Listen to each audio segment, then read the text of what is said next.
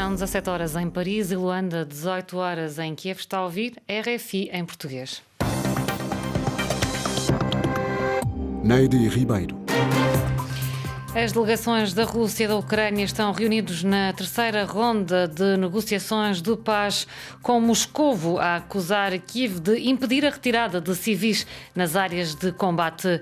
Esta segunda-feira, um grupo de 34 cidadãos angolanos provenientes da Polónia chegaram a Angola depois de o governo ter fretado um avião para repatriar os cidadãos na sequência da ofensiva militar russa na Ucrânia. Estes são alguns dos assuntos que vamos desenvolver no controle técnico desta emissão. Está Dusko Sekulic e o jornal começa agora. RFI, as vozes do mundo. As delegações da Rússia e da Ucrânia estão reunidas neste momento na terceira ronda de negociações de paz. O chefe da delegação russa das conversações com a Ucrânia acusou Kiev de ter impedido a retirada de civis das zonas de combate. Não é assim, Lígia Anjos? A Rússia permitiu a abertura de corredores humanitários, mas 4 deles passam pela Rússia e pela Bielorrússia. A Ucrânia responde e considera esta ideia completamente imoral. O ministro ucraniano dos Negócios Estrangeiros, Dmytro Kuleba, diz que os bombardeamentos russos estão a impedir as evacuações de Kiev, Mariupol, Sumy, Kharkiv, Volnovakha e Mykolaiv. De acordo com o responsável da diplomacia ucraniana, os bombardeamentos estão também a impedir a chegada de ajuda humanitária a estas cidades. Os nacionalistas que assumiram posições nas cidades continuam a manter civis nas localidades e usam as pessoas direta ou indiretamente como escudos humanos, o que é claramente um crime de guerra, disse o responsável da delegação russa nas negociações com a Ucrânia. No encontro da quinta-feira passada, as duas partes concordaram em criar corredores humanitários, mas até ao momento todas as tentativas de retirar civis de forma coordenada não resultaram. Moscovo propôs a abertura de 6 corredores humanitários, 4 deles em direção à Bielorrússia e Rússia, mas o governo ucraniano rejeitou a ideia e pediu que os civis possam escolher o próprio destino. A Ucrânia, que indicou hoje que mais de 11 mil soldados russos foram mortos desde o início da invasão do país pela Rússia, a 24 de fevereiro. Por sua vez, o Gabinete das Nações Unidas para os Direitos Humanos confirmou no domingo mais de 1.000 vítimas civis, entre feridos e mortos no conflito da Ucrânia, admitindo que o número real é consideravelmente mais alto, em particular no território controlado pelo governo. O presidente dos Estados Unidos vai discutir hoje a situação na Ucrânia com o homólogo francês Emmanuel Macron, o chanceler alemão Olaf Scholz e o primeiro-ministro britânico Boris Johnson, anunciou a Casa Branca. A conversa telefónica decorre depois de mais uma noite de bombardeamentos russos na Ucrânia, enquanto os países ocidentais procuram chegar a um acordo sobre os próximos passos na luta contra Moscovo. Após vários pacotes de sanções coordenadas contra as finanças e a economia da Rússia, o Ocidente centra-se agora em ponderar um eventual boicote à importação de hidrocarbonetos da Rússia, a principal fonte de rendimento do regime do presidente Vladimir Putin. As sanções do Ocidente passaram também pelo encerramento das fronteiras aos russos. Ksenia Asrafulina, opositora russa que vive em Portugal, teme que se fechem também as portas de saída aos opositores que queiram escapar ao regime de Putin.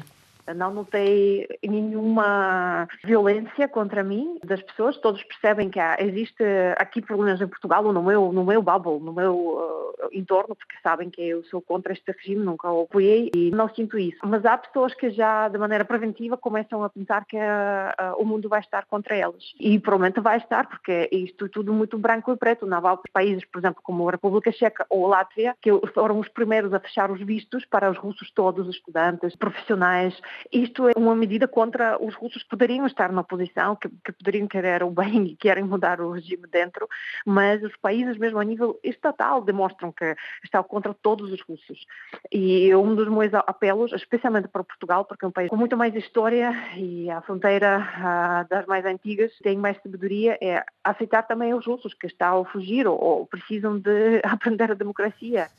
Ksenia Asrafulina, opositora russa que vive em Portugal, entrevistada por Catarina Falcão. O presidente da Lituânia garantiu esta segunda-feira que Vladimir Putin vai continuar a ofensiva por outros territórios se não for travado. As declarações surgiram numa reunião entre gitanas na Alzeda e o secretário de Estado norte-americano Antony Blinken. De acordo com o balanço divulgado hoje pelas Nações Unidas, mais de 1,7 milhões de pessoas já fugiram da Ucrânia desde o início da invasão russa.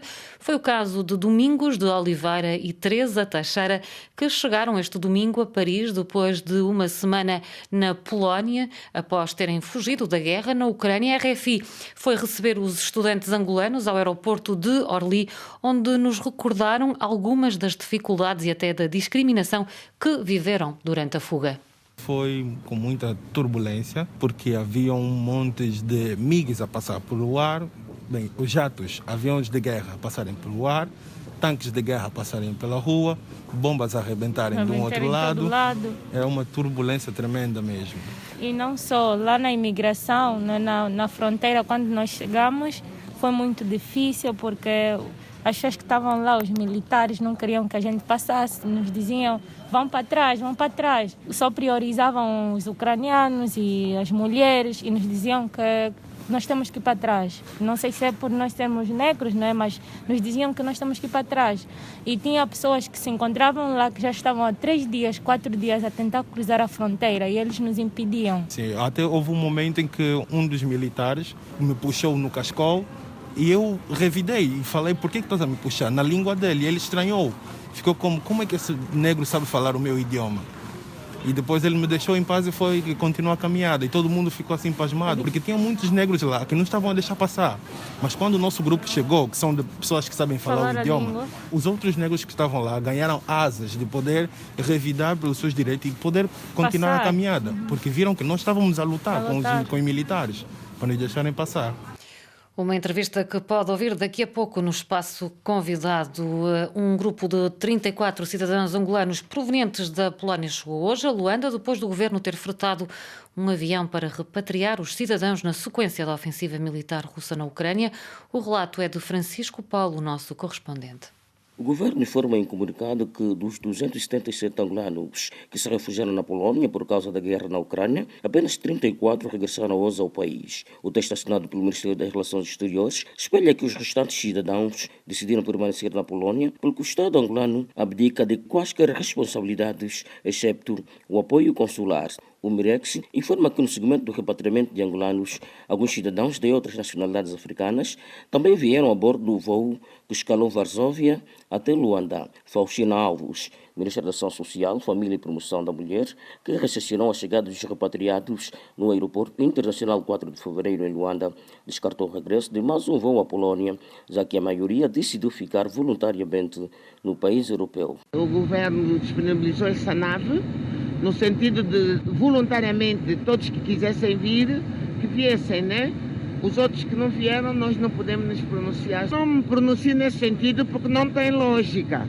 Não tem lógica. Este voo foi com 300 lugares, vieram os 30, são bem-vindos, estamos a recebê-los com todo o carinho e vamos continuar a apoiá-los.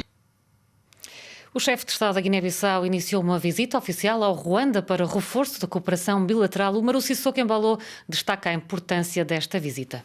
A distância que separa o Bissau e do Kigali é de 6 horas, isso não é tão longe. E nós podemos trocar a experiência em vários aspectos. Na área do turismo, que serão os acordos que vão ser assinados, comércio e educação. Guiné-Bissau, como sabe, tem 88 ilhas e comércio. É um país que faz muito comércio, mas na área da educação ainda temos algumas dificuldades que nós podemos, de facto, ultrapassar com a Ruanda, com a vossa experiência. Senhor Presidente, eu penso que há muita coisa a aprender com a República Irmã de Ruanda, tendo em conta a vossa experiência. E às vezes nós perdemos o tempo de pensar que temos que ir mais para o norte, quando digo isso, mais para a Europa. E às vezes a cooperação sul-sul é mais profícua, dinâmica e mais concreta. Eu costumo dizer, esta minha geração, o presente cada um é muito pragmático. E, entretanto, penso que os acordos que serão aqui assinados entre os dois ministros de negócios estrangeiros, isso irá permitir, de facto, implementar vários outros acordos entre Guiné-Bissau e a República de Ruanda. E agradeço mais uma vez o seu convite e fica desde agora também o meu convite para visitar a República da Guiné-Bissau, que é um povo irmão, Sr. Presidente. Muito obrigado. Rádio França Internacional.